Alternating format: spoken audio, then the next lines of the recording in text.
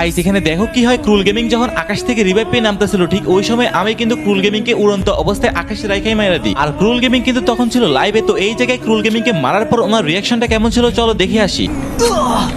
Sniper লাগাই দিছে, আসবো না।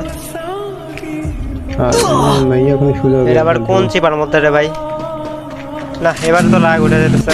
তো গাইস এখন হয়তো তোমরা অনেকেই ভাবতেছো এই ম্যাচে আমি ক্রুল গেমিং কে মারছি তাই এই ভিডিওটা আপলোড করছি। আরে না রে ভাই, এটা হচ্ছে ক্রুল গেমিং, তারে মারছি সে কি আমাকে ছাইরা দিবে নাকি? আর সেই সাথে তোমরা শুনলে অবাক হবা যে ক্রুল গেমিং কে মারার প্রতিদানটা আমি সহ আমার ফুল স্কোয়াডকে দিতে হয়। তো ম্যাচের এই মোমেন্টে কিন্তু ক্রুল গেমিং আমার দুইটা টিমমেটকে মারা দেয়। এন্ড এই জায়গায় যখন আমি বৈশাখ ক্রুল গেমিং কে মারার চেষ্টা করি ঠিক তখনই দেখি ওমা কিভাবে আমাকে যেন উনি হেডশট দিয়ে দেয়।